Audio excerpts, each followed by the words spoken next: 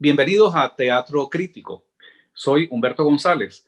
En esta oportunidad nos acompaña el abogado venezolano y colaborador de la revista El Catoblepas, Alejandro Perdomo Fermín. Alejandro Perdomo Fermín le conocí hace varios meses a través de un artículo publicado en El Catoblepas titulado Destejer el socialismo bolivariano, que me pareció una contribución muy importante, muy interesante, muy bien documentada, planteando una hipótesis sobre una posible caracterización del chavismo bolivariano como dentro de lo que se podría considerar una derecha no alineada según la caracterización o las coordenadas que maneja el filósofo, o manejado por el filósofo Gustavo Bueno, desde el punto de vista del materialismo filosófico.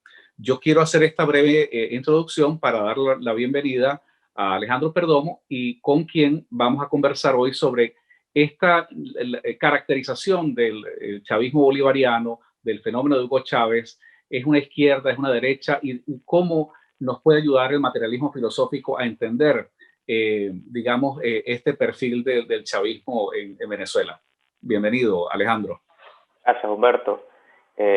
Bueno, ¿qué más decir? Agradecido de estar aquí nuevamente. Y es un tema que puede sonar corto, pero es un poco extenso. Son muchas las cosas que hay que decir.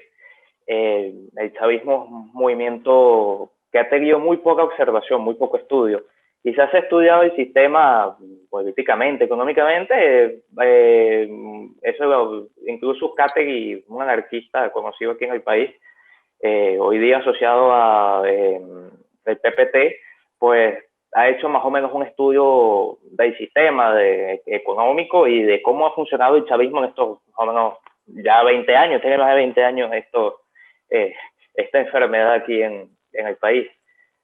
La cuestión con el texto que yo hice, el artículo que subí en aquel momento, es que ha habido, digamos, una falsa concepción que aparte el chavismo ha influido bastante, ¿no? En esta falsa concepción, esta falsa etiqueta que se le da al chavismo como una izquierda, pero no se entiende de dónde viene el chavismo. Y cosa que no puedo discutir yo, porque es difícil que en España o en muchos países se sepa exactamente lo que sucedía en Venezuela en el año 89, en el 88, en el 91, en el 92, años donde Venezuela no sonaba en el mundo como hoy día suena, con el tema de las sanciones, con el tema que hay supuestamente dos gobiernos, un autodenominado gobierno y otro que por supuesto es el que tiene el poder coercitivo, ¿no? Cuestiones de gobernabilidad y tal. Entonces, es importante, ¿no? Porque se ve encasillado como una izquierda, pero básicamente esta es una asociación sociológica, o sea, es una cuestión netamente sociológica. Oye, ellos son de izquierda porque ellos claman por una sociedad más justa, ellos claman por, qué sé yo, miles de cosas que tienen que ver con justicia social, cuando no es algo implícito en la izquierda, lo podemos ver en ciertos tipos de derecha, sus modulaciones. La socialista, por ejemplo, que básicamente es la base de la chavista en todo caso, ¿no? En ese texto también yo establecí más o menos unas coordenadas de qué es cada partido, cada facción, ¿no? En cómo ha evolucionado el país, digamos, ¿no? Yo ubiqué, digamos, el gomecismo.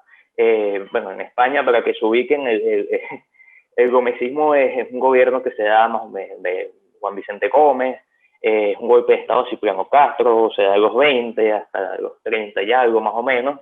Un gobierno que aquí en Venezuela no se ha estudiado muy poco porque se asocia con una tiranía, lo que sea, o sea, tiene una concepción muy negativa de Gómez y se ha estudiado muy poco, pero con el fin de que se ubiquen, Gómez quizás se asemeja a las derechas socialistas en España que se ven en los 20, con la monarquía en ese momento. Tiene sus semejanzas, es básicamente una especie de bonapartismo, socialista, porque básicamente la socialización en base en la nación se da con Gómez. Es una contestación también a ciertas izquierdas definidas, el PCB en ese momento, que todavía no se formaba como partido, pero ya existía la acción de Gustavo Machado, etcétera. Y ahí ya había una izquierda comunista definida en el país. No había movimientos anarquistas como quizás en España los había, pero sí había una izquierda comunista definida, por tanto es una contestación al comunismo. Y en esencia, esta derecha socialista se perfecciona. Esta es la base fundamental del chavismo. El chavismo se fundamenta en el movimiento militar, porque estamos hablando de que son movimientos militares, por supuesto con capas civiles importantes en el gobierno, porque el gobierno de Gómez no se entiende sin Valle Yagán, no se entiende sin su inteligencia, sin su sector de importancia intelectual, no se entiende sin ese sector civil. Tiempo después de Beazar tampoco se entiende sin un sector civil. Y esa es una contestación a Gómez. Sin embargo, yo lo sigo encasillando en esta derecha socialista, que sé que uno la ubica hasta Pérez Jiménez. La cuestión es que el lector o quien esté escuchando esto puede pensar que quizás el chavismo hoy dijo una derecha socialista, pero sin embargo no está alineada. ¿Y por qué no está alineada? ¿No? ¿Qué es no alinearse? No, son unas coordenadas que pone el difunto Gustavo Bueno. Dice, las derechas no alineadas son aquellas que no están en alineación con el viejo. Entonces, no están en alineación por muchos sentidos. Uno, porque tienen elementos de ambas posiciones, ¿no? Tanto las modulaciones tienen que tomar elementos de una. Eso, aunque no está en alineada con ella. Y segundo, también tiene que tomar elementos de alguna izquierda. Alguna izquierda tiene que coger, tiene que coger elementos de alguna izquierda.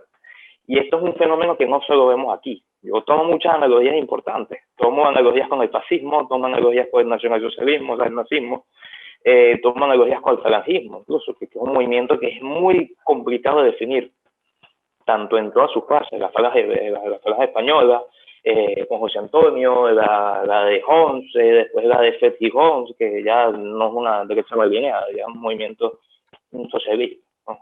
Una derecha socialista. Porque básicamente Franco comprime todos esos elementos políticos que había en el movimiento nacional y los unen. Aquí mando yo los uno a todos, ¿no? Entonces, conviene, ¿no? También fijar unos elementos que puede tener el chavismo que los tomamos como base de análisis.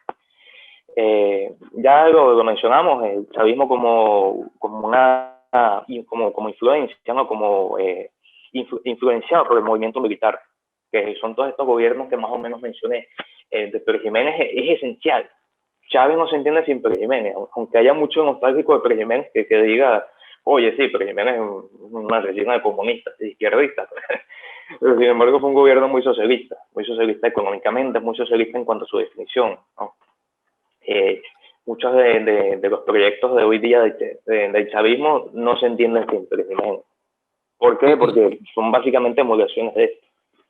Inclusive, Alejandro, permíteme hacer una pequeña acotación. Me llamó la atención, hay una cita en tu ensayo que me llamó la atención porque es algo que yo desconocía y no creo que sea tan algo que digamos que ha sido parte, digamos, de los análisis. Es cuando tú tomas la cita entiendo, es de algo que salió publicado en el Heraldo, que era el periódico, digamos, oficial del perejimenismo, ¿verdad? Donde hay una parte que quiero leer para que tú la matices allí, ¿no? Dice, da la impresión de que quien habla es algún vocero del gobierno, ¿no? Pero dice básicamente lo siguiente. De otra parte, y es bueno decirlo de una vez por todas, vivimos en Venezuela en un capitalismo de Estado muy parecido al que impera en la Unión Soviética. Nuestro sentimiento igualitario inspira realizaciones sociales de vastas proyecciones. Cualquier país colectivista envidiaría las casas sindicales y las concentraciones escolares al alcance de todo ciudadano, así como los servicios sanitarios y asistenciales. Este párrafo me parece sumamente interesante porque, o sea, trato de entender cómo ese régimen de Pérez Jiménez encontraba, digamos, elementos, ¿verdad?, de conexión con la Rusia, con la Unión Soviética, vamos a decir, y toma, inclusive hace unas referencias, digamos, al colectivismo, ¿no? O sea que tú consideras que esto puede ser, digamos, una constatación de que hubo una influencia de esas ideas socialistas en un régimen como el de Pérez Jiménez. la cuestión, y por eso es que se ve tan, o sea, que wow, ¿no? Un sistema tan anticomunista como el de Pérez Jiménez diciendo eso, es algo que todo el mundo se toma como que, ¿qué es esto? La cuestión es que el análisis que también hemos dado de la Unión Soviética es muy superficial. O sea, lo entendemos como, fue una izquierda comunista porque acabó con el zar. Punto. Porque está incluido el marxismo. Un sistema tan conservador, tan, tan estático y tan como el de Jiménez. O sea, por supuesto que, obvio, las metas son muy distintas. En la Unión Soviética, el socialismo en un solo país. Qué sé yo, un modernismo como lo decía Griffin, marxismo, fascismo, son modernismo, tengan elementos tradicionales, pero al mismo tiempo tienen elementos modernos, buscan una sociedad nueva, un hombre nuevo, son puntos esenciales de ese tipo de ideologías, ¿no? Sin menoscabar ninguna y sin tomar de esto como que son lo mismo, porque evidentemente no, tienen semejanzas puntuales, ¿okay? Entonces la cuestión aquí con el prejimenismo, ¿no? Y esta analogía que ellos mismos hacen en su medio oficial es porque la Unión Soviética, hay una percepción de que la Unión Soviética contesta económicamente a muchas de las izquierdas que están en el sistema burgués, que son, qué sé yo, la socialdemocracia es un caso. Pérez Jiménez ve los adecos su enemigo, el enemigo de Pérez Jiménez son los adecos. Los comunistas tienen fuerza y hasta cierto punto son los que hacen, digamos, los que contribuyen esencialmente en la caída de Pérez Jiménez. Pero sin embargo, los adecos, uno cuando ve los partidos políticos, uno cuando ve las elecciones, estaba Jovito Villalba, estaba estaba aquel, estaban todos, pero los adecos no estaban. Los adecos tenían que votar partidos que no eran su partido, porque el partido de ellos estaba idealizado. Ese fue el partido con el que se ensañó Pérez Jiménez, en esencia. Y aquí hay aquí hay dos posiciones, ¿no? Una derecha contestando a una izquierda, ¿no? A una izquierda, una generación de izquierdas, ¿no? Como son los adecos en ese momento, los antiguos adecos. Entonces, es aquí la cuestión, ¿por qué Pérez Jiménez se puede encasillar como derecha socialista? Justamente por eso, porque es una contestación a esto, a este proceso adeco que es una izquierda, pero una derecha está contestando a esto, con la conservación del Estado, ¿no? Pero acuñando parte del discurso colectivista, que bueno, esto no dice nada si es colectivista, no, yo no uso muchas estas coordenadas, pero con el fin de que se entiendan, pues perfecto. Pero es aquí la contestación de conceptos contestados, como Pérez Jiménez justamente acuña un discurso social y como Pérez Jiménez de hecho tiene obras sociales. Mira, los apartamentos son súper conocidos, los apartamentos, empezó a demoler de las casitas, las cosas, y mandó a la gente a los apartamentos. Un apartamento, por supuesto, condiciones muy por debajo de lo que quizás sea un apartamento en buenas condiciones, pero sin embargo desplazó a mucha gente, sacó mucha gente de Italia, se vino con un montón de italianos, un montón de alemanes, un montón de españoles, los portugueses, los metió aquí, los metió en el campo, hizo casi unos kibbutz. Los kibbutz son como zonas colectivas judías, qué sé yo, un kibbutz venezolano con italianos y portugueses, y les daba el campo, los ponía, bueno, ustedes, esto es suyo, ustedes, pero produzcan, pues, pónganme esto a funcionar. Entonces, por supuesto, el sistema de Pérez Jiménez tuvo una idea social y esto está basado también en su ideal nacional. El ideal nacional que esto lo manejó Vallenilla Planchar, que es el hijo de Vallenilla Gans, si no me equivoco, ¿no? Básicamente es el que manejaba toda la parte ideológica de Pérez Jiménez. Entonces, aquí, ¿por qué mencionamos a Pérez Jiménez tanto, no? Porque si hay temas del chavismo, la cuestión es que el chavismo no se entiende sin el peronismo. Es una sucesión, y no porque sean caudillismos, porque este estudio del caudillismo, esto es una cuestión totalmente adeca. Es algo más adeco que hay en Venezuela. Caudillismo, todo lo que viene después de los adecos es caudillismo. Todo es caudillismo, ¿no? El caudillismo se acabó hace mucho. Y con el fin de que las personas que no son venezolanas, no son hispanas, entiendan qué es el caudillismo aquí. El caudillismo es un fenómeno, digamos, de Venezuela desde que se independizó y después que se independiza de Colombia, pues Venezuela no tuvo en ningún momento, no tuvo paz absoluta, no tuvo paz, nos estuvimos matando hasta más o menos los años 20, que es cuando Gómez pone algo de orden al país y unifica. Digamos, aquí es donde está el Estado moderno venezolano, antes de eso no había Estado moderno. no lo veía con Guzmán Blanco, no lo veía con nada, no había estado muerto, pero nos estamos matando, habían caudillos, este tenía ejército, aquel hacía un desembarco, fue Páez Páez no, Gómez el que unificó el país, cohesionó el país, ¿no? Y esto implicó una cohesión ideológica, una cohesión política, una cohesión económica, ya teníamos industria, ya, en fin, ya no éramos un país con gente en el campo, ¿no? Como quien dice. Entonces la cuestión es que el chavismo pues, parte de estas experiencias, ¿no? De estos sistemas de gobierno, porque el chavismo no es un movimiento civil, el chavismo es un movimiento militar. En el Claro. 89... No, una pregunta, Alejandro, porque claro, yo entiendo el papel que juega, digamos, vamos a decir, el componente militar, ¿verdad? Y de ese sentido me resulta muy claro. Sin embargo, cuando yo veo, por ejemplo, que el chavismo hace, te voy a citar los ejemplos que los tengo ahorita en la mente, ¿no? Hay dos cosas, entre muchas otras, pero para los efectos de este análisis, hay dos cosas que el chavismo hace que no se parecen ni a lo que hizo Gómez ni a lo que hizo Pérez Jiménez. Por ejemplo, en el caso de Gómez, mientras que Gómez inicia un proceso de concentración del poder, de defensa de la integridad del territorio, de unir al país, ¿verdad? Tú tienes a un chavismo que está prácticamente desmembrando el territorio, que está, digamos, desconcentrado, o sea, prácticamente provocando deliberadamente una situación de anarquía. En el caso de Pérez Jiménez hay un proceso agresivo de industrialización, ¿verdad? Contrario a lo que hace el chavismo, por ejemplo, ahí está PDVSA y todo ese parque industrial que está en manos del Estado.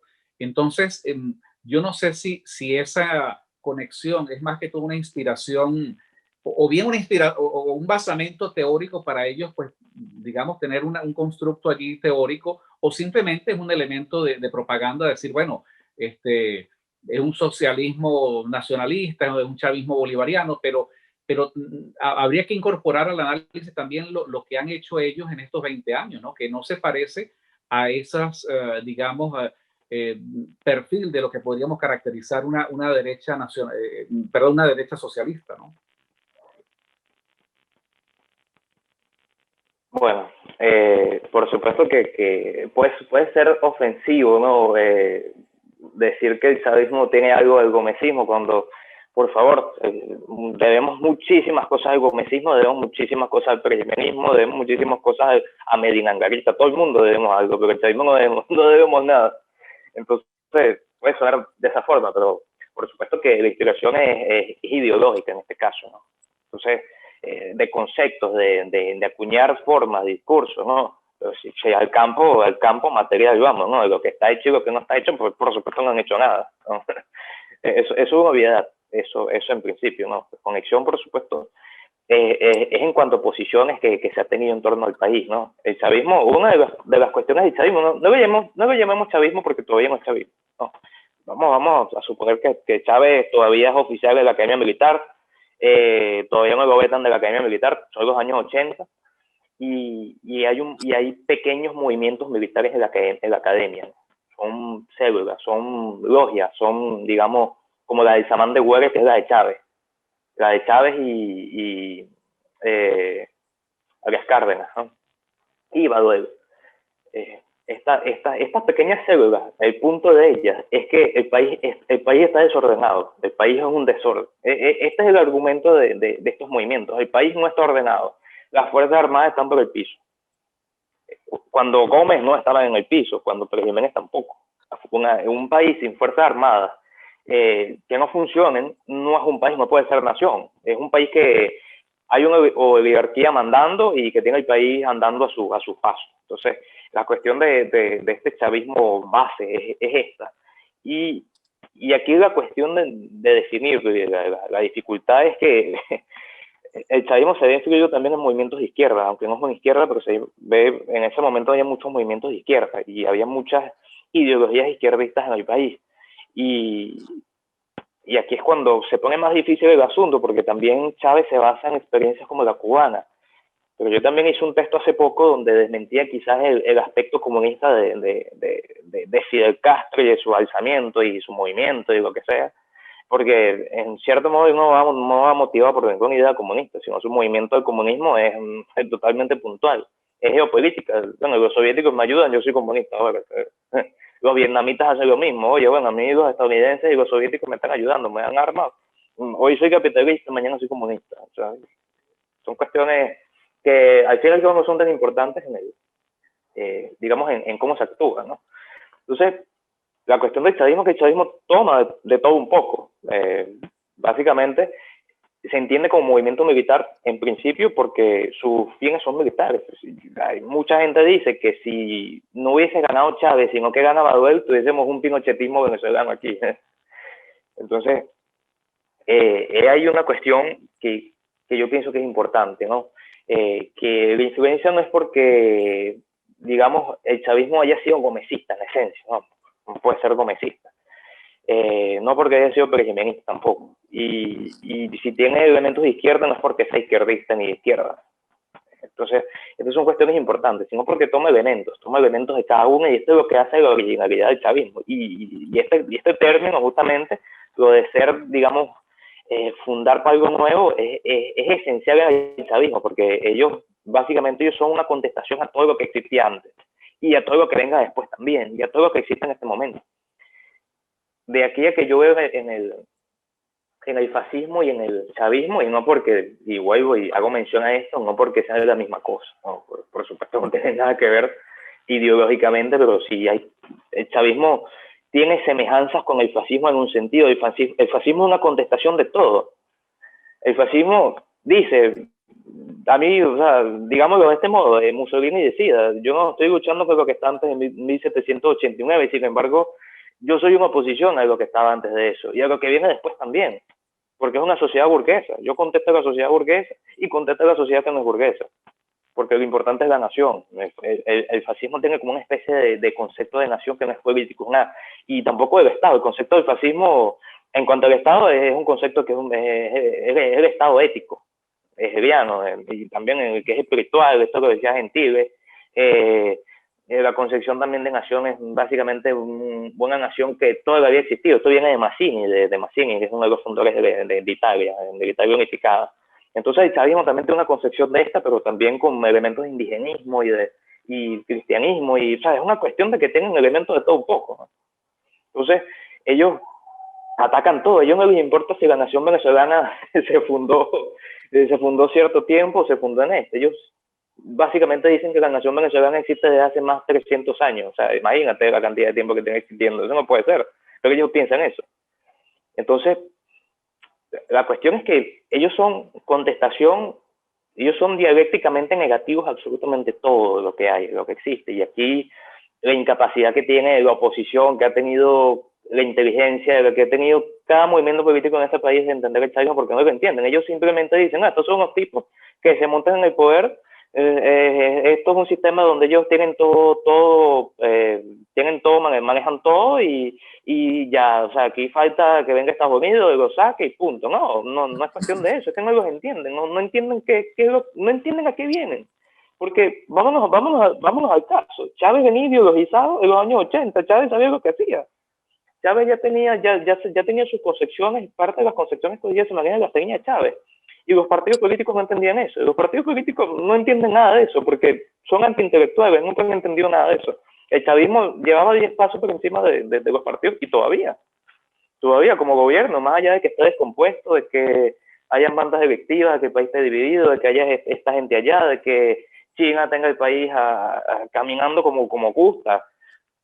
Independientemente de eso, ellos siguen ganando en ese campo. ¿Por qué? Porque tienen sus ideas definidas. Ellos tienen sus ideas definidas. Los partidos políticos no entienden esto. Los partidos políticos no saben cómo combatir el chavismo. No tienen ni idea. Alejandro, cuando tú dices que ellos tienen su idea definida, vamos a decir, de un punto de vista teórico, uno puede ver que esa concepción que tenía Chávez es la que queda plasmada en la Constitución del año 99.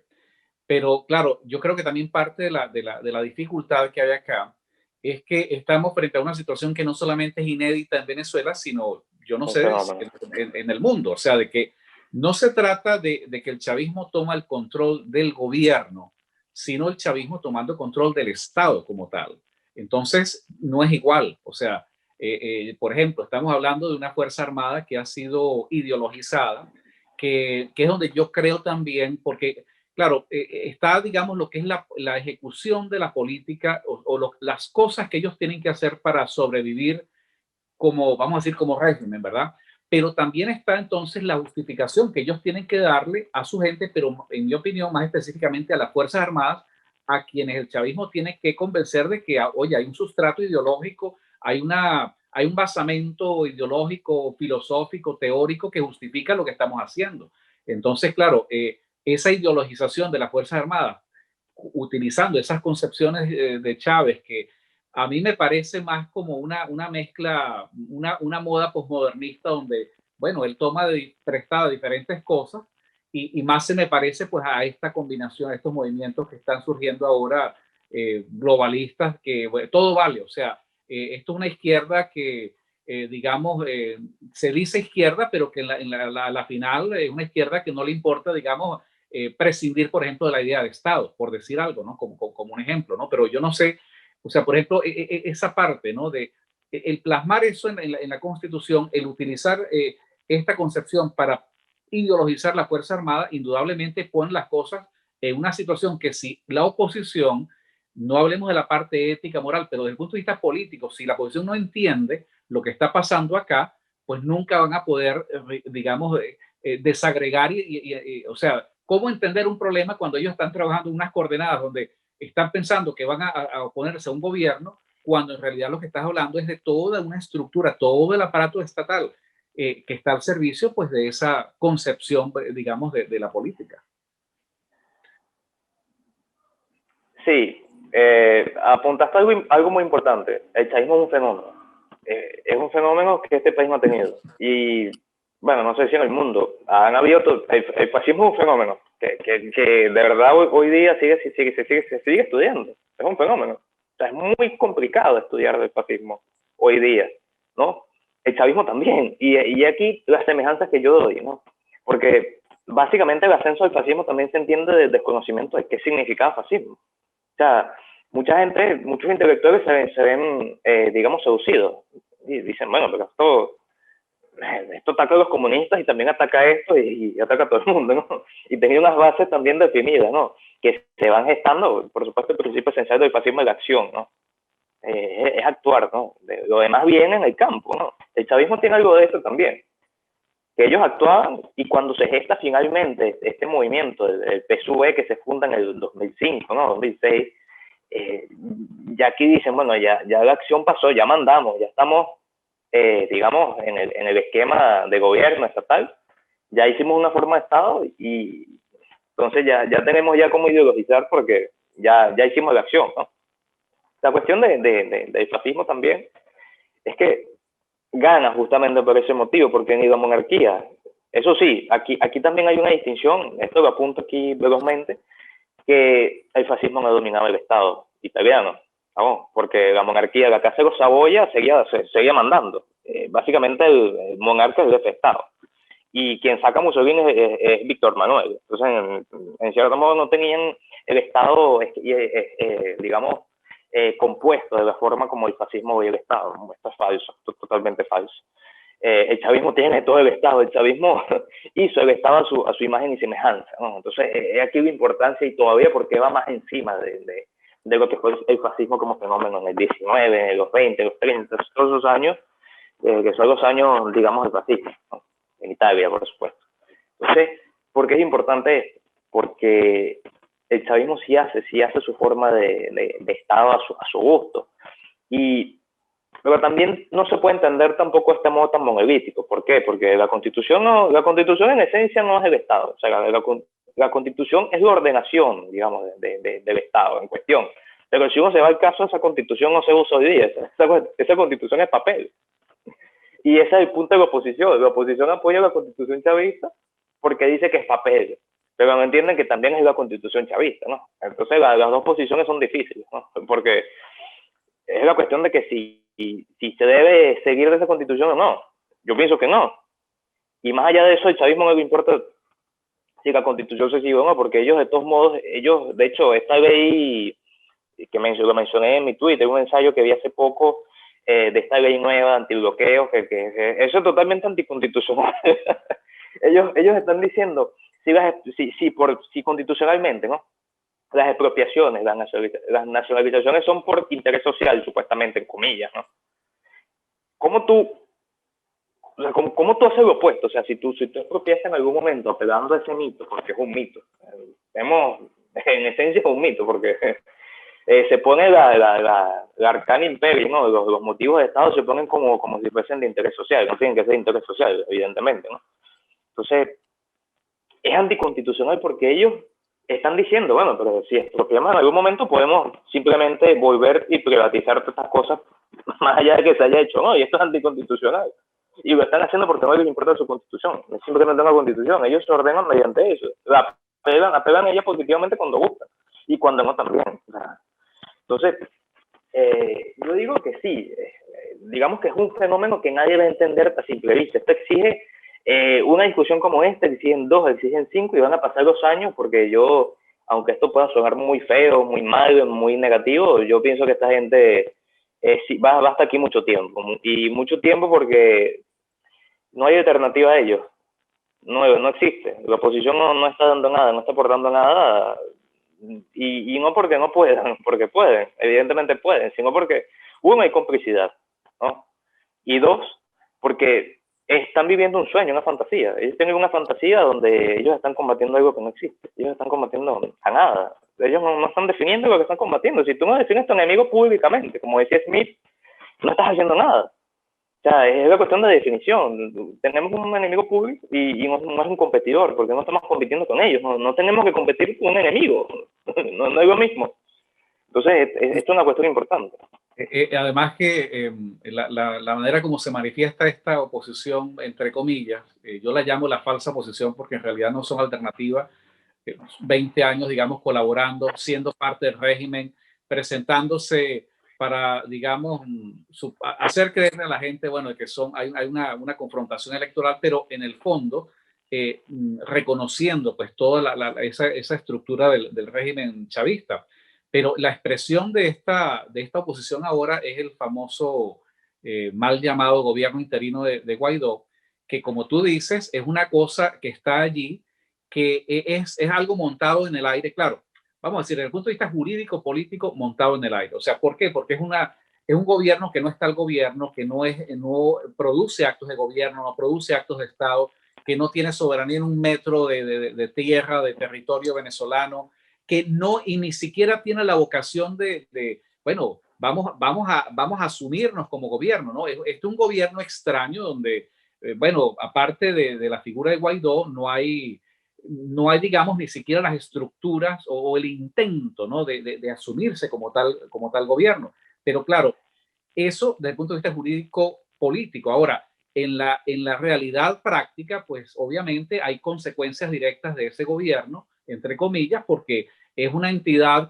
hay países que le reconocen vamos a decir, un poder, entonces ellos pueden nombrar, ellos tienen acceso a recursos, ¿verdad? Tienen acceso a los activos que tiene Venezuela en el exterior, a las donaciones, y esto pues crea lo que tú dices, ese mito, esa ilusión de que se puede hacer algo, pero el poder real en Venezuela, los tanques y las, digamos, los grupos militares y todo, y digamos, el control de esa capa basal es justamente en manos del régimen chavista. Entonces, claro, yo no voy a decir que soy tan pesimista como tú, pero yo soy realista en que si esa correlación no cambia y si la manera de caracterizar al régimen chavista no cambia, si se le sigue presentando como un mal gobierno, ¿verdad? Y no como un Estado que incorpora en sí mismo el crimen como política, y eso conduce, si aceptamos esa definición, eso conduce a otra definición más grave aún, que es la que, por ejemplo, quienes estamos en el movimiento repúblico hemos venido planteando, que es la necesidad de una ruptura por vías de fuerza, porque no hay mecanismos institucionales, pero claro, es como tú decías, eso ya pone las cosas pues, en una dimensión un poco más grave, pero es la realidad, o sea, ya no es el terreno de los mitos, de las ilusiones, 20 años más pensando de que el chavismo cuando se cansa entregará el poder. Si esas coordenadas, si esa manera de caracterizar al chavismo, al régimen chavista y a la falsa oposición no cambia, pues yo dolorosamente tendría que coincidir contigo de que efectivamente va a ser muy difícil salir del régimen chavista en Venezuela. es una misión que tenemos, por supuesto, es definir, ¿no? qué son, cuál es su misión y sus objetivos, ¿no? Que es importante esto, porque también está la cuestión de los mitos. Ya tú tuviste todo una edición de esto con Franceschi en cuanto a mitos y tal. Sin embargo, es aquí la importancia de los mitos en el chavismo, ¿no?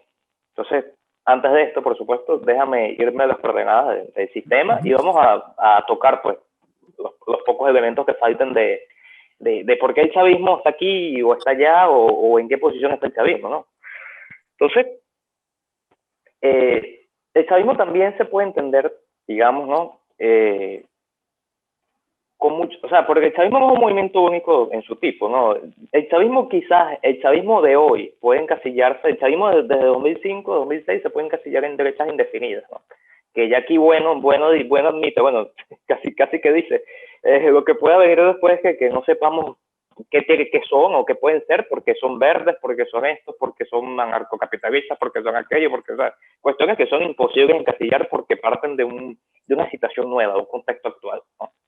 Esto Gustavo Bueno lo hizo pensando en la situación del nuevo milenio, 2000, 2010, 2000 aquello. De hecho, ya está muerto el insigne Gustavo Bueno y siguen saliendo movimientos de este tipo y más movimientos de este tipo que uno no los puede entender simplemente así. La cuestión es que la asociación que yo hago del chavismo, al menos el chavismo que está antes de 2006, con el fascismo y con movimientos digamos, socialismos nacionales y ciertos movimientos de este tipo, es porque el chavismo base, el temprano chavismo se entiende más con ellos, ¿no? Porque son movimientos que algo tienen movimientos militares, porque tienen elementos de socialización de izquierdas, a su vez una contestación desde la derecha a las izquierdas. Esa es la cuestión. Y también la cuestión del modernismo. El chavismo se piensa una sociedad nueva. Esto no lo dice nadie, porque ¿qué le importa esto? A la oposición no le importa decir esto, de que el chavismo se imagina una sociedad nueva, pero es que se imagina una sociedad nueva. Una sociedad nueva donde la visión es indigenista, donde la nación, donde Venezuela no es una nación hispánica, o sea, no es hispana. Aquí la hispanidad no importa, en absoluto. Más allá de eso. O sea, cuestiones que tergiversan totalmente cómo evolucionó el país, digamos, cómo nació Venezuela, ¿no? Esa es la cuestión.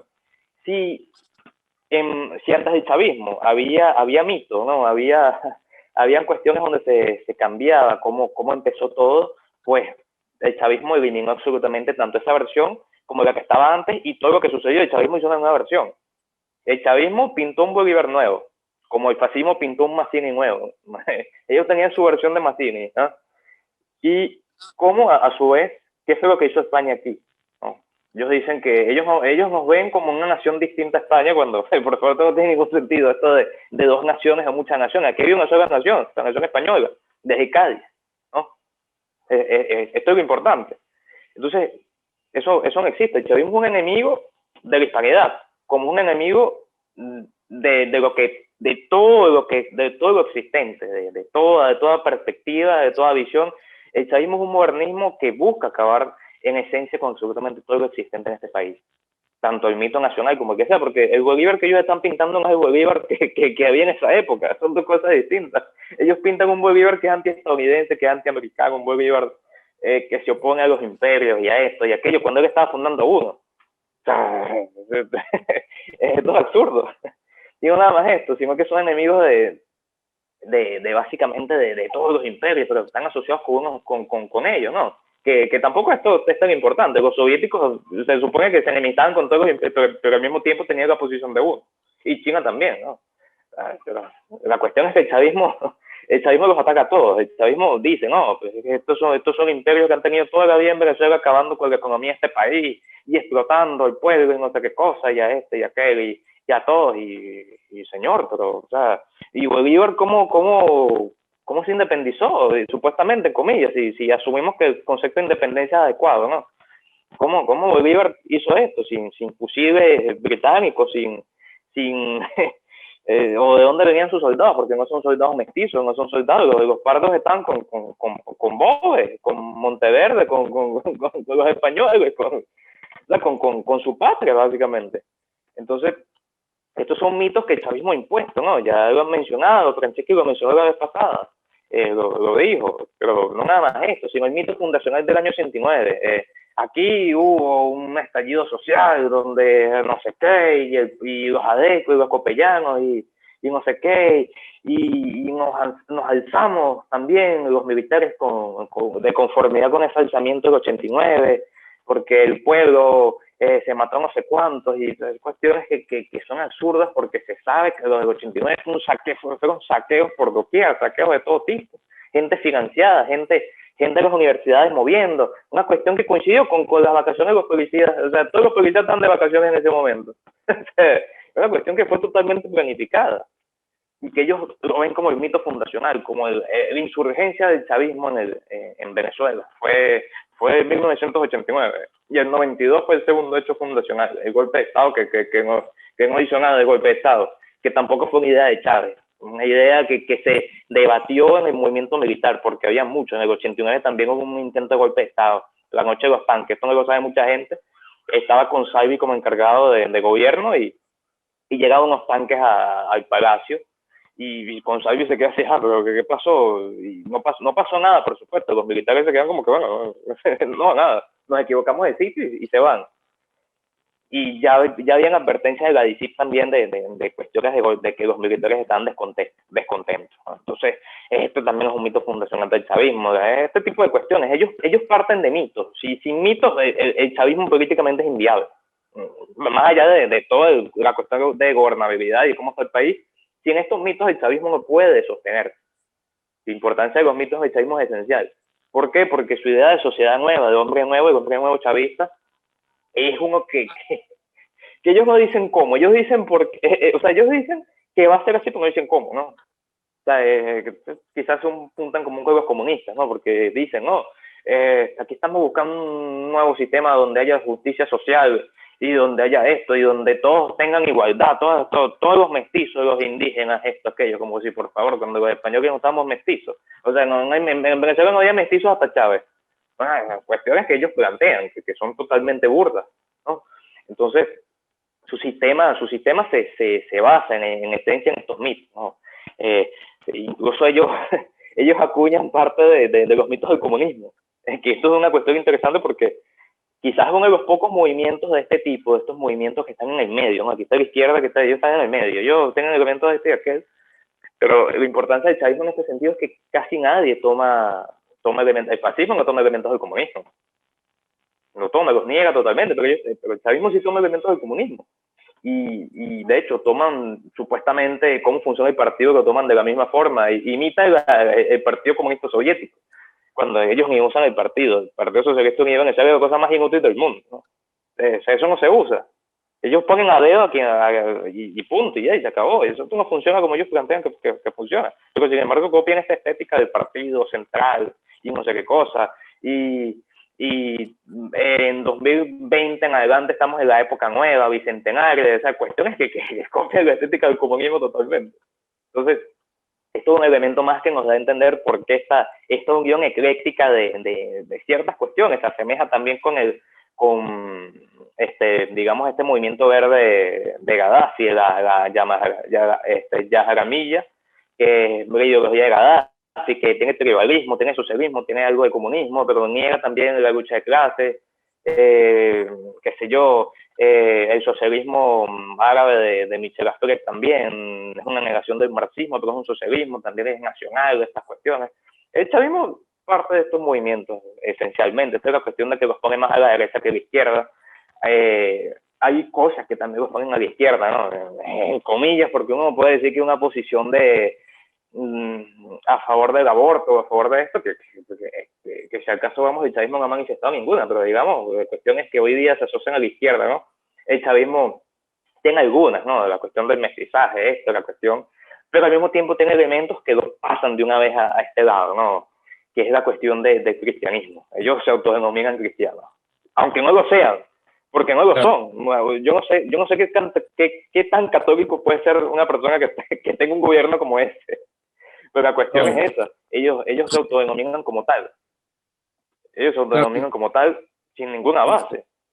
Claro, y lo interesante es la manera como ellos van construyendo, van creando estos mitos y los utilizan justamente para destruir lo que retóricamente dicen que quieren proteger. Por ejemplo, con todo esto que tú has señalado, hay todo un esfuerzo sistemático de, bueno, no solamente de cambiar, de destruir el relato nacional para crear una nueva historia a partir de Chávez. O sea, eh, todo lo que ocurrió antes bueno, se manipula la historia, pero también se adecua pues de manera de que esa historia, esa nueva historia que se escribe con el chavismo, justifique, pues le dé cierta sustentación a esos mitos pues que ellos han venido construyendo y que también creo que es muy importante significar de que no se puede desestimar la importancia, o sea, el mito, digamos, como decía Gustavo Bueno, hay mitos oscurantistas, ¿verdad? Hay mitos luminosos, pero no se puede desestimar la importancia del mito. Esto es lo que les ha permitido a ellos, por ejemplo, aparte de los elementos materiales de corrupción, por ejemplo, que existen en las Fuerzas Armadas, pero existe allí una idea, ¿no? De ir hacia esa sociedad. Aunque ir a esa sociedad como la que visiona, la visión que tiene el chavismo, terminaría acabando destruyendo esa Fuerza Armada, ¿no? Porque es algo que no es compatible, pero sin embargo ellos asumen eso y entonces ellos se asumen como herederos de esas consignas de indigenistas y la Pachamama y todas esas cosas que desdibujan, digamos, el Estado, pero que los militares, pues quizás en la ignorancia en que el mismo chavismo los ha asumido, pues compran toda esa basura ideológica. La cuestión de las Fuerzas Armadas es que yo pienso que no hay persona que esté más consciente que un militar. Están totalmente conscientes de lo que está pasando. O sea, nos estaríamos engañando si asumimos que no saben nada, por favor, son los mayores beneficiarios de esto. Ni en la época de Pérez Jiménez había tantos antiguos militares en las instituciones. Antes había civiles, ya no. Hoy día son todos cercanos a Chávez y descendientes de esa escuela de Chávez y tal. Pero la cuestión es que ellos son totalmente conscientes de esta situación. Ellos saben lo que está pasando y quizás no comulguen, en muchos casos no comulguen. Si hay una ideologización de las Fuerzas Armadas, el cansancio, las consignas con Chávez, la foto de Chávez, el cuartel de la montaña, qué sé yo, este texto que hizo Chávez cuando era cadete, en brazalete, no sé qué cosa, lo hizo Chávez, contaba ahí, decía que Maizante era tío suyo, abuelo suyo, no me acuerdo, cosas así, bueno, es parte de los mitos, ¿no? Parte de los mitos. Sin embargo, yo me quedé de la parte de las Fuerzas Armadas, ¿no? Que más allá de la ideologización que había, las Fuerzas Armadas son conscientes, son totalmente conscientes de la situación. Ellos saben las estupideces que se hacen, ellos saben la situación tan decadente que tienen, porque son Fuerzas Armadas decadentes, sin instituciones, sin equipamiento, sin armamento, sin nada, pero sin embargo son una capa privilegiada socialmente hablando, ¿no? Porque están por encima del ciudadano. ¿Cuánto no se mete en militar? ¿O cómo no está dividido el país en comandantes y en este y aquel? Manejan la comida, ellos manejan el abastecimiento en Venezuela. El abastecimiento no se entiende así con militares, ellos son los que manejan todo el abastecimiento, toda la cadena de abastecimiento de ellos. Pero sin embargo, a esto voy, esta es la forma, esto es lo esencial de ellos, ¿no? ¿Por qué? Porque mantienen compradas las Fuerzas Armadas. Ellos son los que lo tienen con una posición de casta, ellos son una casta, y esto es lo que mantiene a las Fuerzas Armadas cohesionadas en este sentido, no las mantiene en esa disputa o en ese descontento que fue tan común en la época de la cuarta, que los militares están descontentos, totalmente descontentos, totalmente. Entonces, la cuestión de esto, y mi ejemplo iba también a la Unión Soviética, la Unión Soviética se purgaba por ideología de los militares, ¿no? Porque podía ser, qué sé yo, un motivo de alzamiento, de un bonapartismo. Esto se pensaba de Tujacheski lo purgan totalmente, o sea, purgan un montón de oficiales, pero eso no se puede aquí, eso no existe. En un sistema, una democracia formal, ¿no? Las coordenadas del sistema, pues, eso no puede suceder. Ellos no pueden matar simplemente un comandante. O le dan de baja, y que le den de baja no significa nada, sigue teniendo el mismo efecto, ¿no? Pero sin embargo, lo que se planteó Chávez cuando llegó al poder fue básicamente la sustitución del esquema de Fuerzas Armadas. Al tiempo estableció un nuevo componente que es la milicia nacional.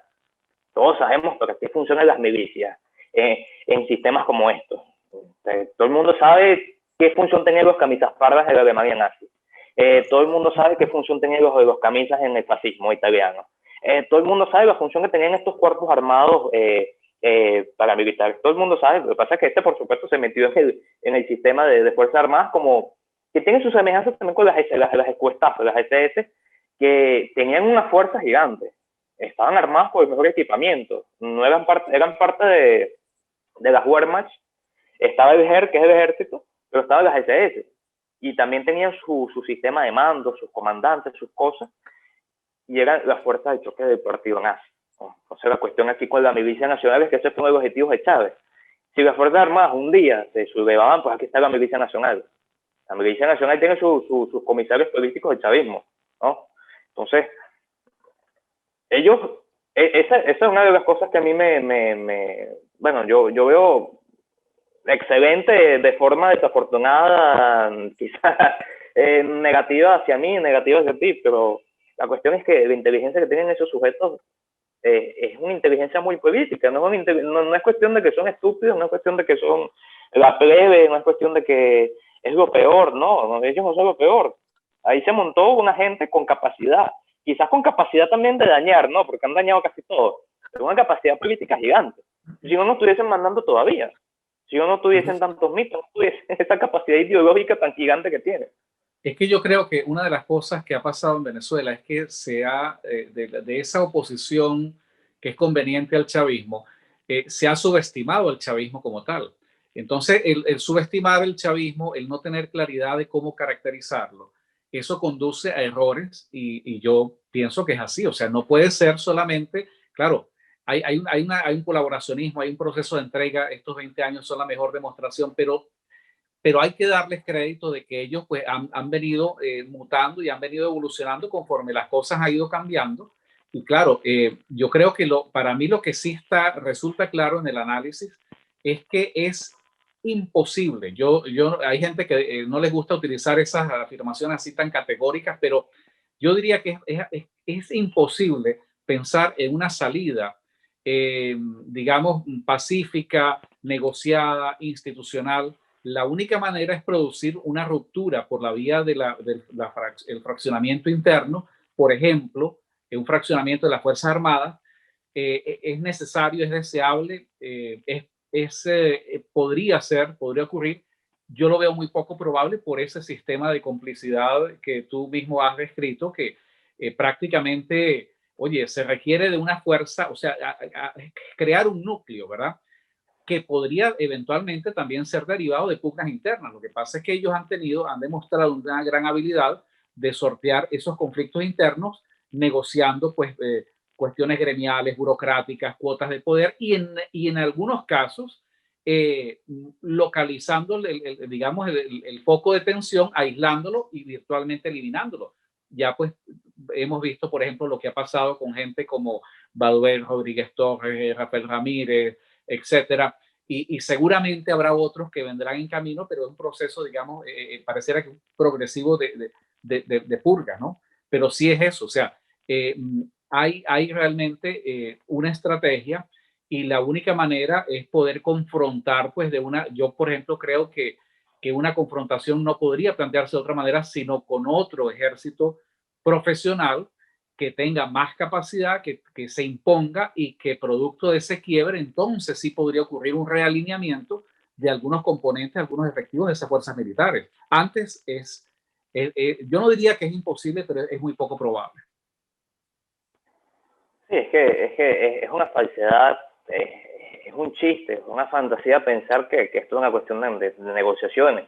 Son negociaciones si deseamos que ellos se queden. Ahí sí te digo, ese sí puede funcionar, que se quede, porque se van a quedar. O sea, si esa es la vía, ellos se van a quedar y van a seguir siendo una fuerza política de importancia. Y eso no es conveniente. Si deseamos un país nuevo, una nación nueva, una forma de Estado nueva, unas instituciones nuevas, ellos no pueden estar como fuerza política. No pueden, simplemente no pueden, no se les puede aceptar. Tienen que ser enemigos, así de simple, así tan sencillo como eso. Y eso es algo que no se plantea el movimiento de oposición, que no te sé decir si es fuerte o no, no me importa su fuerza, porque de todos modos, digamos, la visión que tengan es equivocada. Y si están equivocados políticamente, no porque yo no comulgue con ellos, ¿no? No es la cuestión es esa. La cuestión es que no están viendo o sea, no están viendo el objetivo. Ellos no tienen objetivo de todos modos. Simplemente, ok, acudimos a, qué sé yo, a todas las artimañas, a todas las tácticas absurdas que podamos, hasta que ustedes estén de acuerdo y nos den elecciones. Y si ganamos y tenemos participación ahí, perfecto. Estamos hechos, se acabó todo. Eso es lo que buscamos y el país está normal. Es que por esa vía es como ellos están esperando que el chavismo se canse y por cansancio haya la necesidad de llamarlos a ellos y entregarles de manera pacífica el poder. Pero la otra cosa importante que yo creo que es que, y tú lo decías en tu ensayo, que vamos a, para las personas que nos están escuchando, vamos a poner un enlace al ensayo que tú llamas Destejer el socialismo bolivariano. Hay una parte que me parece muy importante, que es la coincidencia, la similitud, yo diría la identidad que hay entre el régimen chavista, o vamos a decir el chavismo, y esta falsa oposición. La política económica, la propuesta económica de esta oposición es la misma propuesta económica del chavismo. Es un capitalismo de Estado basado en el clientelismo, basado en un Estado de partidos, y por eso es una de las razones que obviamente quien está tratando de tomar el control del gobierno desde el ángulo de esa oposición, pues no tiene interés en cambiar la constitución, porque ellos quisieran cómodamente, sería maravilloso para ellos, llegar y tomar y heredar el Estado chavista tal como está concebido ahora. Porque eso pues realmente tiene, pues les permitiría a ellos, oye, todas las mismas bondades, las ventajas, las prebendas, justamente, bueno, es como un chavismo, pero ya con otras caras, ¿no? O sea, tomando pues esas mismas instituciones. Por eso ellos no pueden tener ningún incentivo, ningún interés en cambiar esa constitución, ni siquiera en cambiar el Estado chavista. Y por eso ellos tampoco pueden tener ningún inconveniente en permitir esas soluciones híbridas de transicionar, ¿no? De ir a un esquema de gobierno que le permita a esos elementos del Estado chavista sobrevivir, que eventualmente se podría también ser otro posible desarrollo de esta crisis, ¿no? Hay dos cuestiones. Una es, en esencia, que el chavismo no es ortodoxo, no es dogmático. Tienen dogmas, pero no son dogmáticos, porque si fuesen dogmáticos no tuviesen esa capacidad de adaptación que tienen. Una capacidad de adaptación muy eficiente, porque ya lo mencioné hace tiempo, ya no sé cuánto tiempo ya ha pasado de eso, cuando te mencionaba la nueva ley esta que tienen, que es totalmente anticonstitucional, me da igual si lo dejo o no. Sin embargo, esto es un cambio de esquema económico. O sea, quizás en el fondo están diciendo nos equivocamos por 20 años. Es una cuestión absurda, pero la cuestión es que no son dogmáticos. No son dogmáticos porque, mira, el esquema nuevo que tienen es casi un esquema chino, hasta peor que el esquema chino. O sea, es una cuestión de que están privatizando absolutamente todo. Esa es su forma de combatir lo que ellos dicen que viene de los Estados Unidos, pero que ellos mismos han causado, ¿no? Y segundo también, ¿no? A ver, bueno, la cuestión de esa adaptación es muy brava, o sea, una cuestión que ellos anhelan de todas las formas quedarse en el poder, y justamente aquí es donde hay que entender también las dinámicas de poder que tienen. Ya hablamos de la capa conjuntiva, de las Fuerzas Armadas y tal, de cómo funcionan, del esquema, del juego que ellos tienen, porque es un juego, los mantienen ocupados aquí con la comida, el abastecimiento, digamos que la capa conjuntiva, manejando la capa basal de alguna forma, ¿no? Son ellos los que manejan absolutamente toda la economía del país. Pues, sin embargo, los mantienen ocupados también con ese proceso de ideologización, ¿no? Que ya esto lo hemos mencionado. La cuestión también es que ellos necesitan partidos de oposición. Si ellos no tienen partidos de oposición, están acabados. Ellos no pueden darse a ver como digamos, un sistema unipartidista, porque no, el chavismo no es unipartidista, no lo es. Ellos buscan una sociedad nueva, lo que sea, lo que tú digas, lo puedes hacer con lo que sea, pero no son unipartidistas, no pueden, porque si no están acabados. Ellos necesitan partidos de todo tipo. Y aquí la jugada, la importancia de esta jugada, esto es lo que está pasando en este momento. Los partidos políticos dividiéndose. Unos que están en Estados Unidos dicen, no, yo no voy a ir, y los que están aquí, sí, yo voy, y así están. Imagínate ese nivel de capacidad política que tienen, que han dividido los partidos políticos. O sea, es una cuestión que antes veíamos los partidos políticos dividiéndose a sí mismos, ellos dividiéndose la torta, Bueno, ¿no? A los pero mismos adecos, ¿no? Aquí mando yo. Alejandro, pero es que no les costó mucho, porque en realidad esta oposición no aguantaba dos pedidas. A ellos les ofrecen unos cuantos millones o cualquier incentivo de esa naturaleza y ellos iban a estar dispuestos a entenderse con el régimen. O sea, no es que no tuvieron que esforzarse mucho, digamos, los chavistas para convencer a... Quizás no, quizás. Sí, quizás no, puede ser, pero mira, para estar 20 años y con menos costos que los que tienen, los que se tengan en Cuba, porque los costos del gobierno en Cuba deben ser gigantes. O sea, es una cuestión que no se puede negar. Más allá de que digan que hay ideologización o lo que sea, pero los costos del gobierno deben ser gigantes, ¿no? O sea, tanta hostilidad y que la situación, o sea, es invivible, pues, más allá de todo. Bueno, hoy día se discute porque ya uno no sabe si Venezuela está en el fondo o quién está debajo de Venezuela, ¿no? Pero la cuestión es que ellos buscan, digamos, sustentarse con costos bajos, y estos costos bajos implican oposición. Es una cuestión esencial que todo movimiento que busque combatir no a este gobierno, porque ya no usemos el término gobierno, en eso estamos de acuerdo todos. Aquí no es la cuestión del gobierno, aquí es Estado. Aquí es Estado y la sociedad como está compuesta. El Estado implica partidos intestinos, como lo decía Gustavo Bueno, ¿no? Los partidos intestinos que son nacionales, son estatales, ¿no? Como en el mito de la derecha, también lo mencionaba. No sé, el combate que tenemos no es nada más un gobierno conformado con un partido, no, aquí están todos los partidos intestinos, porque es una fiesta, ¿no? Es un saqueo, es un botín del Estado. O sea, yo te amenazo y me das elecciones y yo esto y yo aquello, y el chavismo vive de esto. ¿Por qué lo menciono como un elemento esencial en su fisonomía? ¿Por qué? Porque el chavismo es multipartidista porque depende de los partidos intestinos, ¿no? O sea, su forma de Estado, de hecho, ellos lo dicen en uno de los textos de Chávez de los 80, en el libro azul, ellos lo dicen, ellos buscan una especie de Estado federal, ¿no? Donde ellos claman por una especie de multipartidismo, donde todos los partidos y tal comparten la misma ideología bolivariana y esta cuestión. Esto es esencial en ellos y quizás suene tonto porque todas las sociedades, algunas pocas, son multipartidistas, ¿no? La cuestión del multipartidismo aquí es que es debido a muerte. Aquí sin multipartidismo esto no les subsiste el sistema a ellos no les conviene un sistema unipartidista.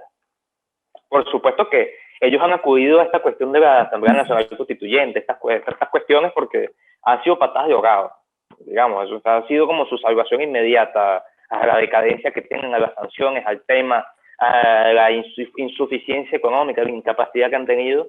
Esa ha sido su supervivencia momentánea, ha sido eso, la supervivencia en cuanto a la comunidad internacional, comunidad en comillas, ¿no? También,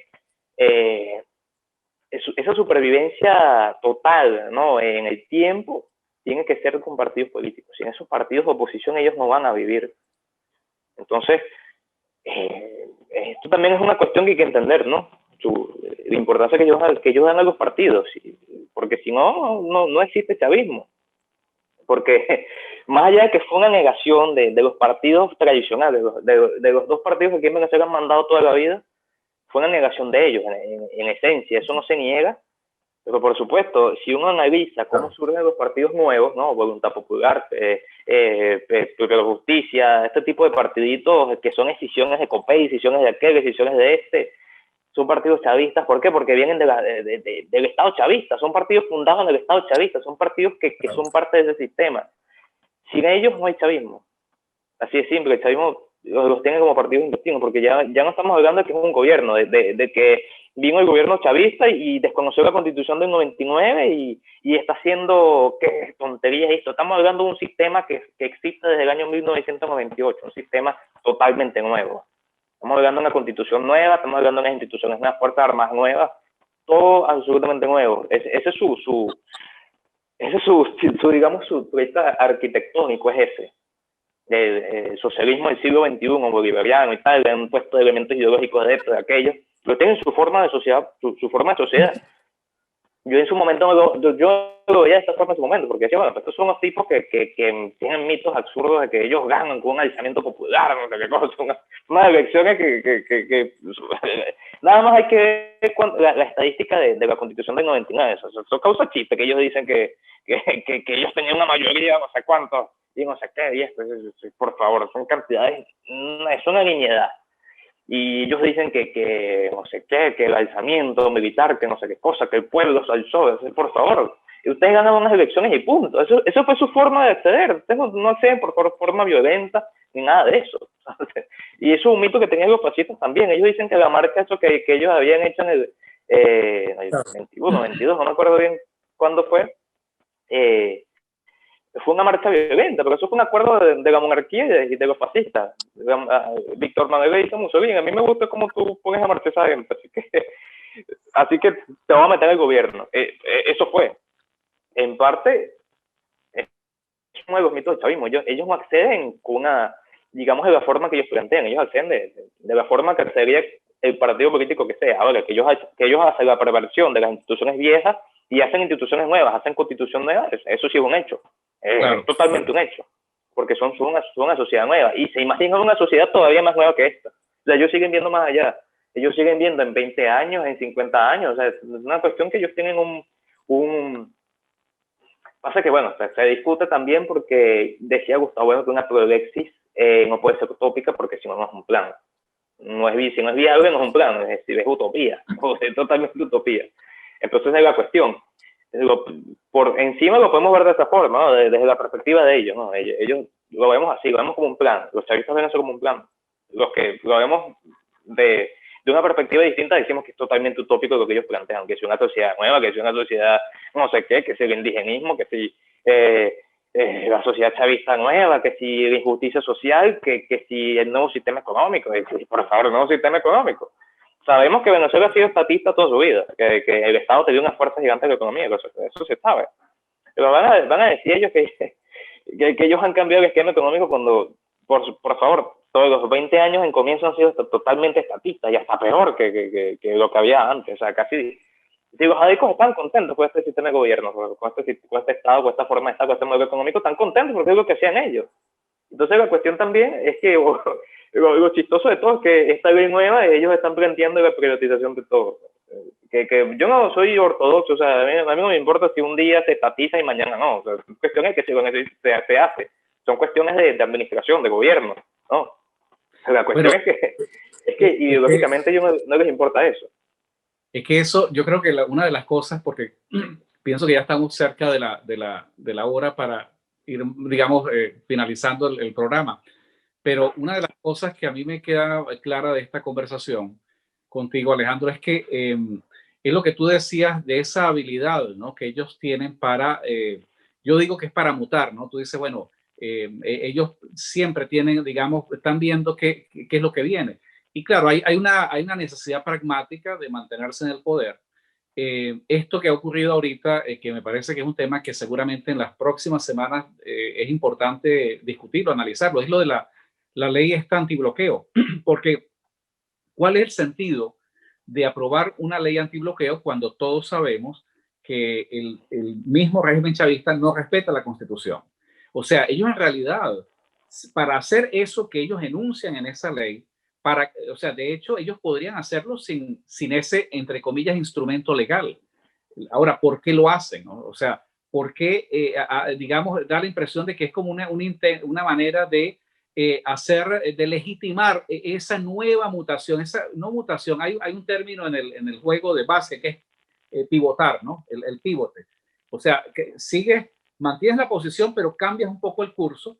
Y claro, en realidad lo que ellos están haciendo es prácticamente decirle a su gente, bueno, producto de estas circunstancias que se nos han impuesto, entonces ahora se justifica bueno, este nuevo proceso ahora la privatización es una política que el chavismo puede asumir posiblemente lo que ellos aspiran sin costo político, sin que su misma gente diga, bueno, pero entonces esto es algo, digamos, contradictorio a lo que decía Chávez, ¿no? Ellos seguramente tomarán algunas citas de Chávez, cualquier cosa, pero yo sí creo que hay un intento de política real de Estado de ellos hacer los cambios que sean necesarios para mantenerse en el poder. Y esto es lo que a mí particularmente me lleva a pensar de que es muy difícil hacerse la ilusión de un cambio dentro de esa institucionalidad chavista. Chávez ha dicho muchas cosas, Chávez ha dicho de todo. Si tú pones a escuchar lo que ha dicho Chávez, puedes saber lo que chistes, lo que tú busques, porque es un farsante. O sea, ha dicho de todo. Chávez ha dicho todo tipo de cosas. Y cuántas políticamente ha dicho y no se han hecho. Entonces, al chavismo, en esencia, no le importa mucho, digamos, lo que piense su base de voto, suponiendo que todavía se vote, ¿no? Porque aquí no se vota hace años. O sea, es una falsedad pensar que aquí se vota y que ellos están movilizando gente para votar y tapar la imagen de que sí. Pero la cuestión es que a ellos les importa eso, a ellos les importa lo que piensa la gente. Y el tema de la Constitución es muy importante porque esto es un debate viejo de Schmitt y Kelsen, ¿no? Y en el sentido de que Kelsen da de la Constitución esa normatividad suprema y la cosa y la cuestión y nada por encima de la Constitución, nada por debajo de ella. Eso no importa. O sea, Schmitt lo decía, la Constitución lo que da es ordenación al Estado, simplemente. Y el hecho de que dé ordenación no significa que la Constitución tenga algún poder en esencia, pero el simple hecho de que el gobierno que sea puede violar su Constitución, y lo ha hecho el chavismo incontables veces, y ha sucedido algo, ¿no? O sea, la Constitución sigue siendo la misma, ellos siguen estando ahí. Eso es muy importante. Y de hecho, hace tiempo dejó de importar porque, aparte, esta Constitución tiene elementos que esto también va a un debate de Schmitt, que es la cuestión de la dictadura. Si la definimos de este modo o de aquel, comisarial, o si la definimos soberana, ¿no? Entonces, este debate también es muy viejo. Es muy viejo. ¿Por qué? Porque el chavismo dio la imagen de que es comisarial. Mucho tiempo se dio esa imagen con el tema de los habilitantes, ¿no? De que los habilitantes daban todo ese poder legislativo al jefe de gobierno. En ese caso Chávez tuvo unas cuantas, sacó, bueno, la gente no sabe, el que está escuchando esto no sabe cuántas leyes sacó el gobierno en esa época, o sea, demasiadas leyes. Y todas se llaman de una forma. Hay países donde las leyes son ley 5, ley 7, ley 8, ¿no? Aquí ley no sé qué, ley de la mujer para esto, ley de los automóviles, ley de la aviación civil, no sé qué cosa, ley de esto, ley de aquello. Es una cuestión netamente absurda, pero ¿sabes cuántas leyes sacó Chávez? Demasiadas. Entonces esto se tomó como comisarial, como que Chávez estaba investido constitucionalmente para tener todos los poderes y tal. Pero esta constitución o sea, que con esa capacidad de autodestrucción, digamos, ¿no? Que hay elementos para que se viole, porque el hecho de que el TCJ sea el que básicamente decida a todas las cuestiones las decida el TCJ. Esto es una cuestión que da paso a que la Constitución simplemente se viole a gusto, porque ellos se encargan de que la Constitución no se viole, teniendo ellos esa función. Por favor, ellos han sido quienes han hecho esto. Entonces, la cuestión es que la Constitución aquí no tiene importancia, no tiene, o sea, la legitimidad constitucional, o sea, esto no es importante hoy día. No lo es, lo fue en el 99 porque fue una excusa. O son excusas. Los adecos y el sistema de los adecos, y ellos dan la importancia de la Constitución, porque con esa Constitución ellos están combatiendo todo el sistema de la Constitución del 70 y algo de esto, de los adecos, los copellanos, el punto fijismo, y por favor. Entonces, este debate de Schmitt, ¿no? Que me fui un poco a la Constitución, pero a lo que voy es que esto ha cambiado, esto ha evolucionado porque ellos, ahorita el jefe de gobierno, que es Nicolás, este tipo gobierna como gusta, o sea, uno necesita que la Constitución le dé tantas potestades o no necesita instituciones ni nada, toma todas las decisiones como soberano, es lo que es, o sea, es un dictador soberano, básicamente.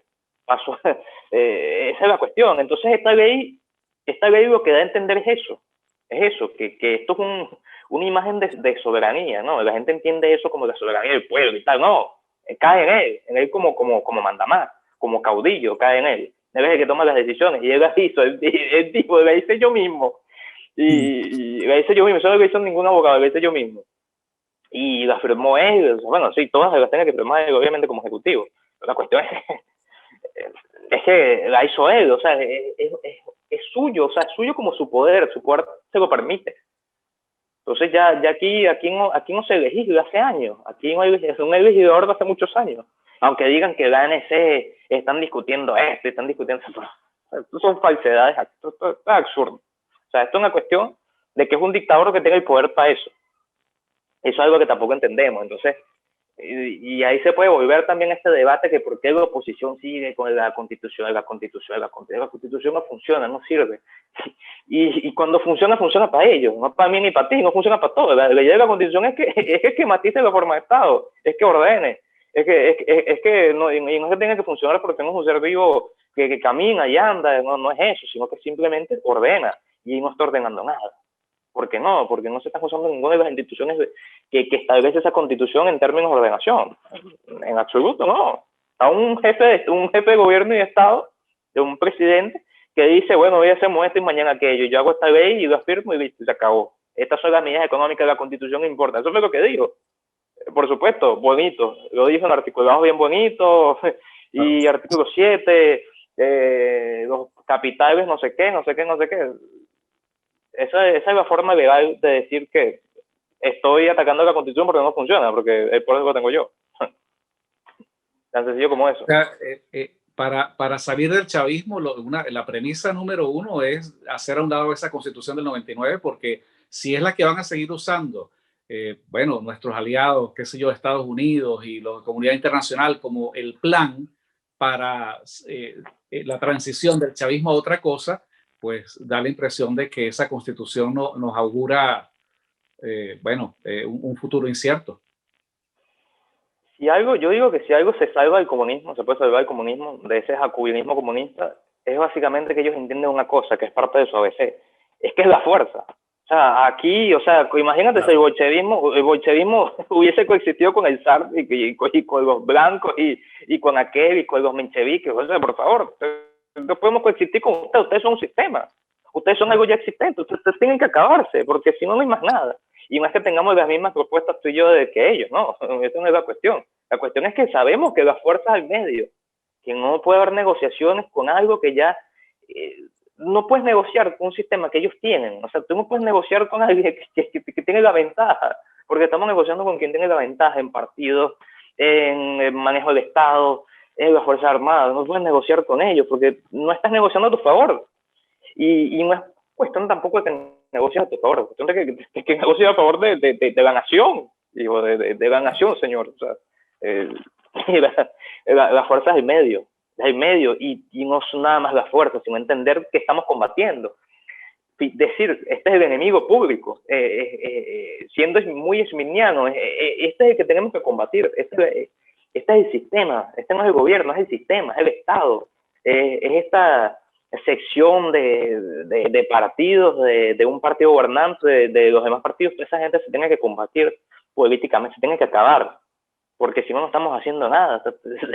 Estamos básicamente acabando con el ABC, el ABC político, porque una de las lecciones más importantes es esa, es la cuestión del enemigo. Uno tiene que fijar a su enemigo y acabar con él. O sea, es una cuestión que vámonos a donde sea y lo vamos a ver. Hay enemigos políticos, no estamos compitiendo con ellos, ya estas no son cuestiones de competición. Aquí ya no estamos, vamos a elección y vamos a competir porque somos partidos intestinos. Entonces, ya esto no es así, esto no funciona de esta forma. La cuestión es que hay que tomar ese Estado y ese Estado tiene que acabarse en su forma. Bueno, Alejandro, muchísimas gracias. Yo creo que esa frase tuya al final es un magnífico cierre. A ese Estado hay que acabarlo y no hay otra manera. Quiero darte las gracias por aceptar la invitación para conversar. En el futuro seguramente volveremos a conversar sobre otros temas pertinentes. Quiero recordarle a nuestra audiencia que en los comentarios, en la parte, digamos, de abajo de este video, pueden encontrar el enlace al magnífico ensayo que escribió Alejandro Perdomo Fermín, que se llama Destejer el socialismo bolivariano, que por supuesto abunda en muchos más detalles, tratando pues de armar pues o de digamos defender la teoría, la tesis del chavismo bolivariano como una derecha no alineada.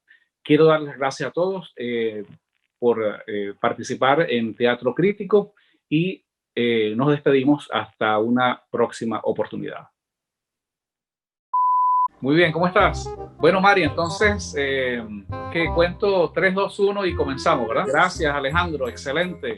A ti, Humberto, por la invitación, todo. Disculpa también la caída, esas cosas. A veces no las manejo porque ando sin internet. Ahí estamos en manos de la magia de Mari, que Mari tiene magia para resolver esas cosas y nadie se va a dar cuenta. Gracias, Alejandro. Seguimos en contacto. Bueno, Humberto, cuídate, estamos en contacto, pues.